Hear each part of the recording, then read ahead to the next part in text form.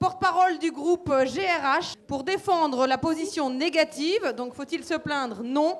Anne-Florence Twitche. Oh là là, je suis trop fatiguée, j'ai trop de travail. J'ai pas dormi cette nuit en fait. Ma vie, c'est un enfer. Mon bus, 1 heure de retard. Je m'assois à la pause pour manger. 2 pigeons qui volent mes 2 bouts de pain. Non, mais en fait, ils nous respectent même plus, ceux-là. Je comprends pas.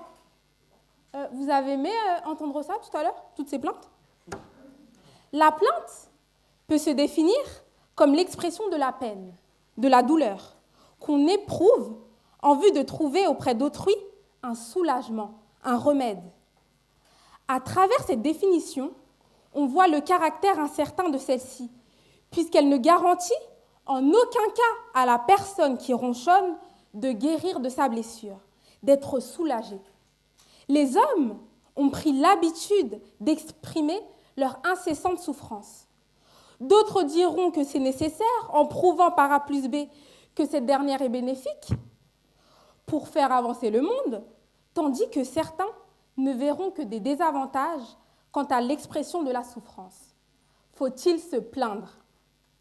Il est ici question de comprendre si l'expression de la souffrance peut être nécessaire. Je défendrai ici la position négative. La plainte est inutile. Qu'est-ce que la plainte? C'est la nouvelle technique très contemporaine utilisée fréquemment et tout particulièrement par les Français pour approcher une personne dans la rue, dans les transports, dans le bar du coin. En fait, cette méthode consiste à initier une conversation en exprimant ses contrariétés du quotidien. Prenons le syndrome de Calimero. Vous connaissez Calimero? Oui, voilà. C'est ce petit poussin noir, héros des dessins animés, qui a tendance à se plaindre. Et oui, ce petit poussin peut s'apparenter à plein de petits Français, jamais contents du temps, du travail, des transports. On connaît tous cette petite Annabelle qui a toujours une bonne raison de se lamenter. Du métro, du temps des réunions, du temps. Pour elle, rien ne va jamais. C'est le genre de personne que l'on n'entend jamais se réjouir d'un événement ou même d'exprimer rien qu'une remarque positive sur un seul sujet. Si on entend ces dires, tout est voué à l'échec. Elle est constamment persuadée d'être victime d'injustice. Au premier abord, cette petite habitude qui permet le plus souvent d'amorcer des conversations ne semble présenter aucun problème, puisqu'elle est ancrée dans nos interactions sociales. Mais en réalité, elle est dévastatrice. Et oui, je vous dirais même que cette petite Annabelle, pessimiste chronique, dont le profil est moins inoffensif qu'il n'y paraît, déteint sur son entourage sa négativité. L'abondance de ses plaintes plombe l'ambiance, casse les élans, font naître l'inquiétude et la peur. Ces blâmes incessants pourrissent l'atmosphère. Selon une étude de Trevor Blake, spécialiste du mieux-vivre et de l'éducation, la négativité constante affecte le cerveau.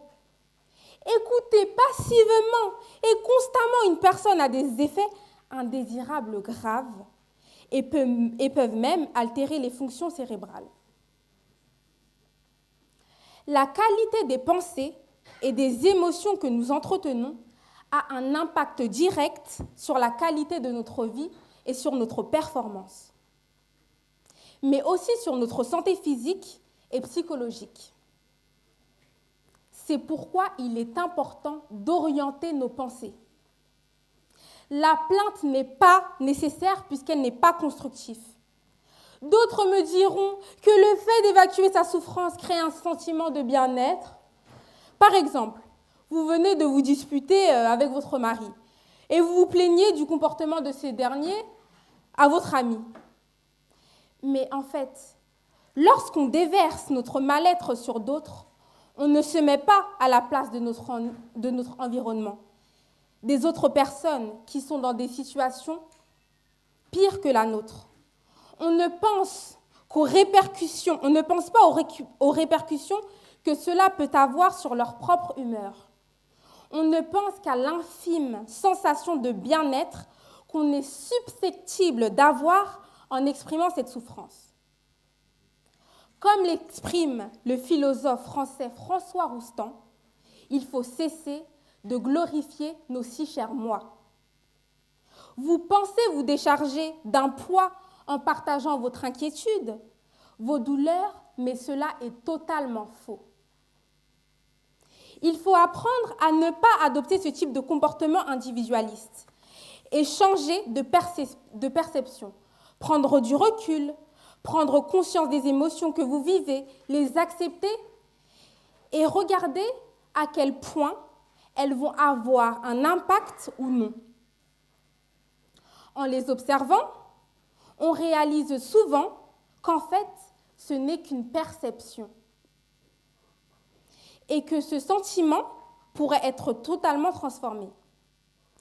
Je reprendrai une citation de l'empereur romain Marc Aurèle. « Que la force me soit donnée de supporter ce qui peut être changé et le courage de changer ce qui peut l'être, mais aussi de distinguer l'un de l'autre. » Lorsque l'on fait ces distinctions, on a beaucoup moins de chances de se plaindre. La plainte fait naître la plainte. C'est un outil très efficace utilisé par l'ego. Plus nous nous plaignons, plus nous souffrons. La plainte entretient la souffrance, il faut donc la dépasser. L'ego se nourrit du passé et du futur. Son ennemi est le présent. Il se nourrit de ce que vous jugez, critiquez, étiquetez lorsque vous rencontrez des situations. Si vous laissez l'ego seul maître de la situation, alors il aura tendance à vous pousser à vous plaindre. Ce sera mon dernier argument. Le principal problème est que lorsque vous prenez l'habitude d'adopter ce type de comportement, cela affaiblit votre empathie envers les autres. L'ego adore les pensées de plainte. Par exemple, vous êtes au restaurant, on vous sert un plat de pâtes froid, vous vous plaignez de ce dernier. Pleines de pensées fusent alors dans votre tête. Ce sont des pensées que vous n'extériorisez pas. Et à ce moment précis, vous vous rencontrez avec l'ego. Il faut donc apprendre à adhérer aux situations. Comme le dit si bien François Roustan, si vous en avez marre de votre boss, alors au lieu de pleurnicher tous les soirs, dites-vous, je prends la situation en main. Je l'admets. Ok, cela est plus facile à dire qu'à faire. Mais apprenez à renouer le contact avec vos sens, avec votre corps, afin de reprendre la situation en main, car cela est bien plus bénéfique. En conclusion, la plainte est une caractéristique de notre époque, de notre culture, qui nous invite à nous raconter, à nous inquiéter de tout. Le problème est qu'on sous-estime le malaise causé par ce genre de petits agissements et leurs effets dévastateurs pour nous tous.